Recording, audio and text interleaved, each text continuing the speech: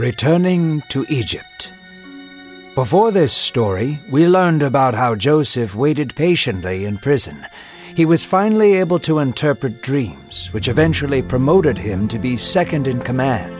Joseph was put in charge of preparing for the coming famine, which would eventually spread throughout the entire land. Now we will learn about how Joseph's brothers went to Egypt to buy grain during that great famine. However, they were unable to recognize Joseph, inspired by the book of Genesis. Hello, I'm Jack Graham with today's episode of the Bible in a Year podcast. In our last episode, we learned that Joseph was able to rise to a position of incredible power. The second most powerful man in all of Egypt, the prime minister.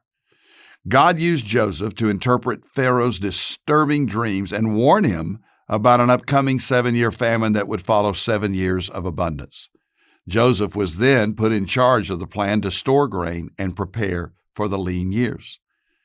And when we catch up with him in today's reading, the plentiful years have passed, and under Joseph's careful guidance and governance, food has been stored in preparation for the famine.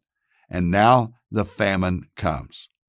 We'll see how this time of great need had swept far and wide beyond Egypt and into Canaan, where Jacob, Joseph's father, and Jacob's sons, Joseph's brothers, were living.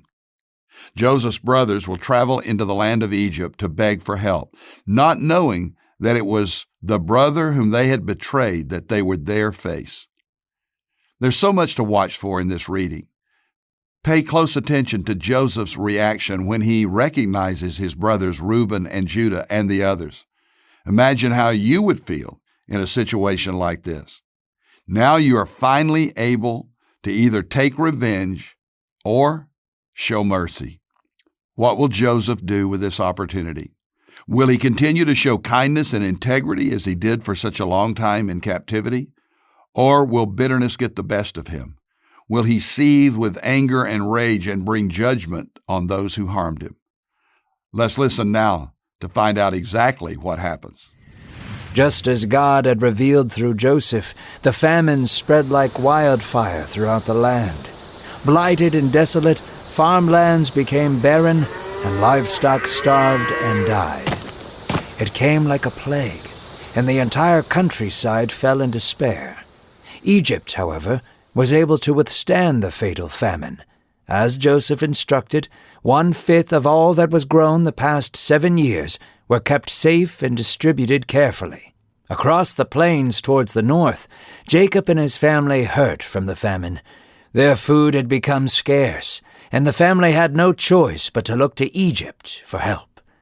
Israel looked at his sons, doing nothing, and said, "Why do you all look at each other?" he asked. "I have heard that there is grain for sale in Egypt. Go down and buy grain for us there so that we may not die." So 10 of Joseph's brothers journeyed south to Egypt. But Israel did not send Benjamin, Joseph's younger brother, for fear that he would be hurt as Joseph was. The sons of Israel ventured forth to Egypt, not knowing they would be coming face to face with their past sins. Joseph was the governor over the land and oversaw all transactions between other countries and the grain. A long line of people stood before Joseph, pleading for food. Joseph peered across the sea of faces and caught glimpses of his brothers. Waves of memories began flooding back to him. Memories of being thrown into a pit, shackled and shipped away. He recognized them instantly, but they stood before him with no clue of who he really was. When they stood before him, Joseph treated them like strangers and said, "Where do you come from?" He spoke with a rough voice, reeling from the emotions of seeing his betrayers again. "From the land of Canaan to buy food," they answered in a tone of reverence, for they were speaking to the second most powerful man in all Egypt. They bowed before him. Instantly, a rush of images flooded back into Joseph's mind. The dreams he had once dreamed of his brothers bowing before him, now coming to fruition. Joseph did his best to compose himself. "You are spies," he said crossly. "You have come to see the vulnerability of the land so you can take it," he pointed to them. They trembled at Joseph's accusations. "No, Lord," they shouted.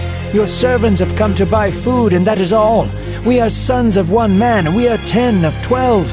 One brother is at home with our father, and the other is dead. We are honest men, we promise." Joseph scoffed at the sound of them claiming to be honest men, knowing full well what they had done to him. Joseph decided to test their claims by keeping them captive until one of them brought back their youngest brother. For 3 days he held them in custody. Joseph's heart ached every moment he was in the presence of his brothers. On the 3rd day Joseph came to the brothers and said to them, "I fear God. Do this and I will let you free.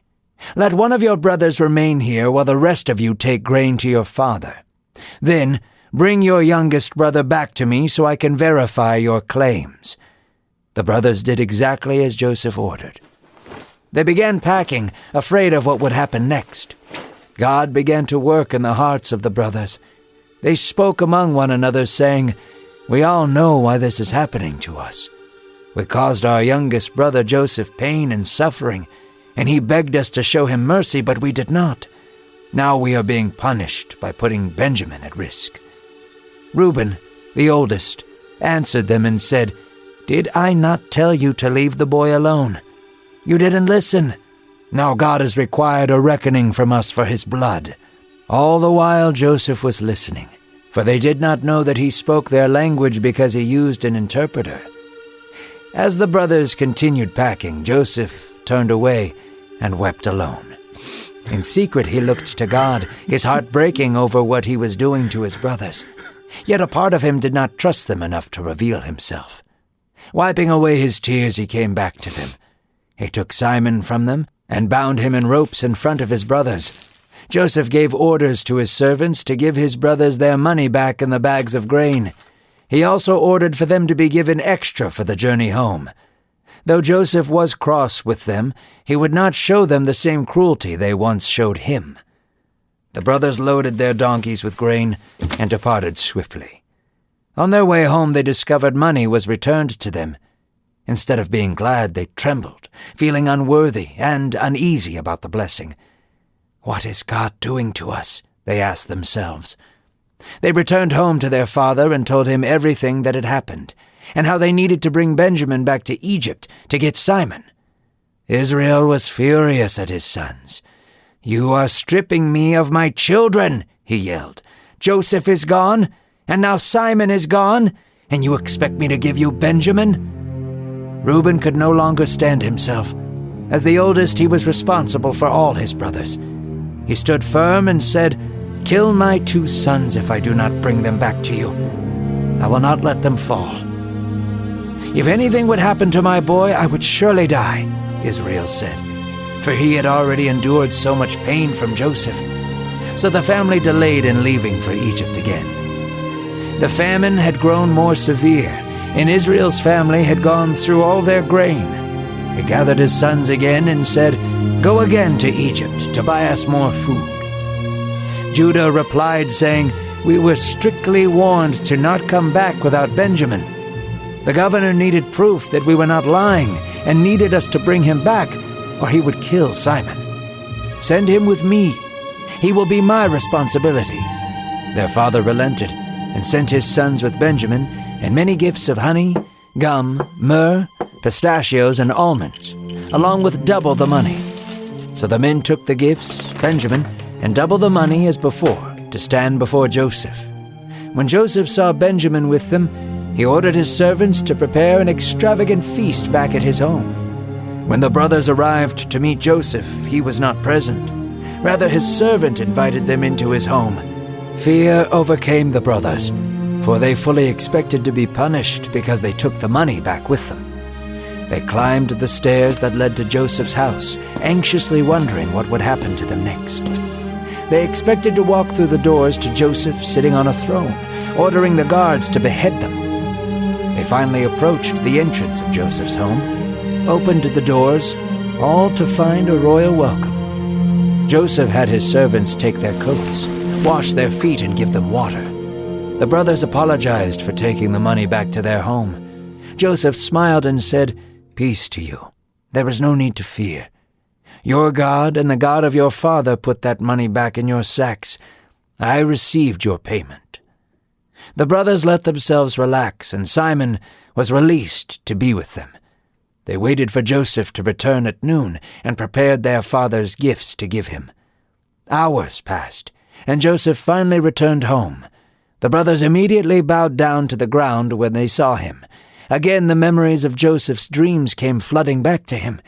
He thought of his father, his mother, and his homeland. Joseph had so many questions for them, yet he did not want to let his guard down. "How is your father?" he asked while swishing a cup of wine in his hand. "The old man you spoke of before, is he well?" Joseph did his best to not seem too concerned. They bowed their heads still, not answering. Joseph saw his brother Benjamin, his mother's son. "Is this the youngest brother you spoke of?" he asked. He looked into Benjamin's eyes. He had his mother's eyes. How he missed her. He missed his father. He missed Canaan. Joseph could feel himself losing his composure. Tears began streaming down his stoic face. Joseph excused himself and wept in his room. Anguish, anger, bitterness, love, all these emotions overcame him. Joseph washed his face and came out again. Controlling himself again, he clapped to his servants and said, "Serve the food." And immediately an entire feast was brought out before them. He served every brother, though he did not eat with them.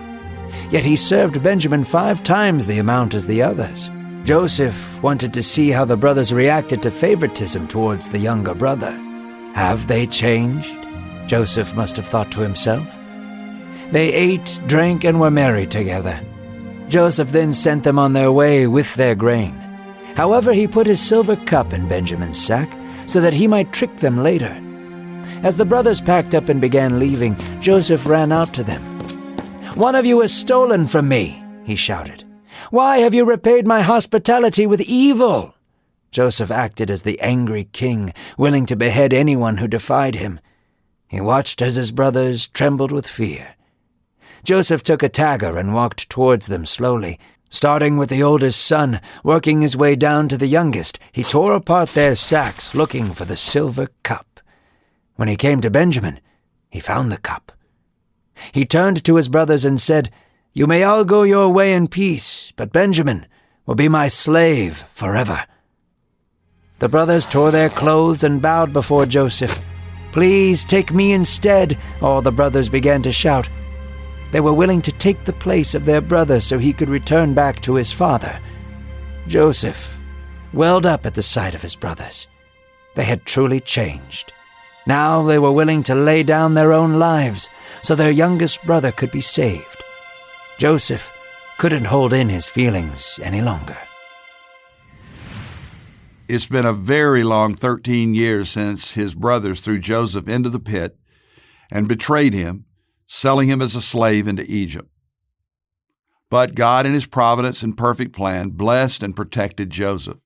And he has now become a very powerful official in Egypt, next to Pharaoh himself, Pharaoh's right-hand man, the prime minister of the nation. And as we just learned in the story, after 7 years of prosperity, the whole land was then hit with 7 years of scarcity and hunger. It happened just as God said it would. This catastrophe of famine struck not only Egypt, but surrounding nations, including Canaan, where Joseph's family lived. And these nations all turned to Egypt to find the food they desperately needed.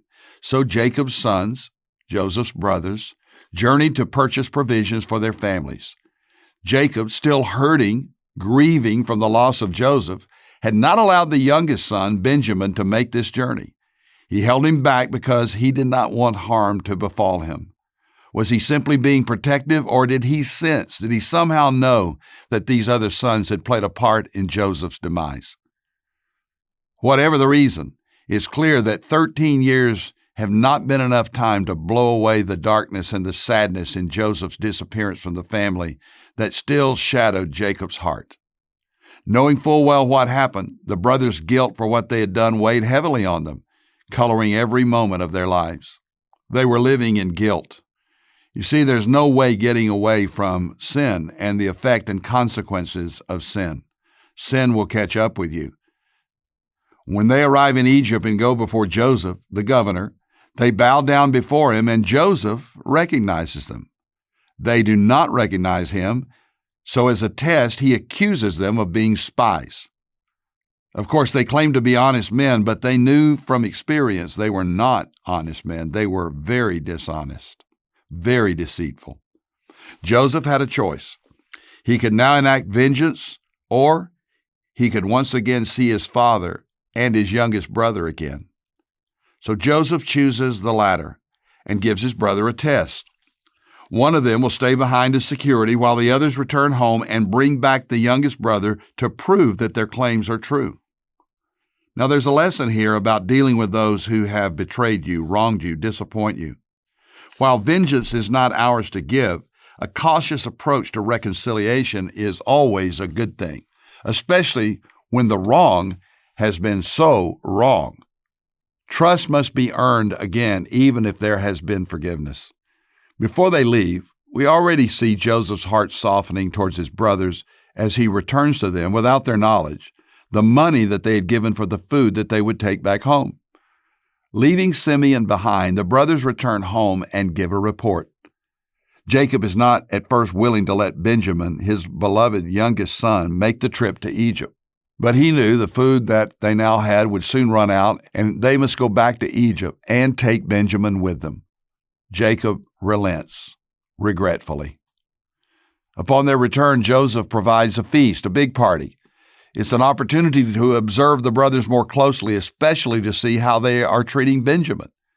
Joseph goes to great length to show Benjamin very special treatment so he can watch how the other brothers react. Joseph is in a struggle. He's struggling between the kindness that he's giving towards his brothers and yet still thinking, still scheming how he can find vengeance and how he can keep Benjamin for himself. Hiding his cup in Benjamin's pack, he accuses the men of stealing. When the cup is found, he says Benjamin must be his slave forever and they must return home.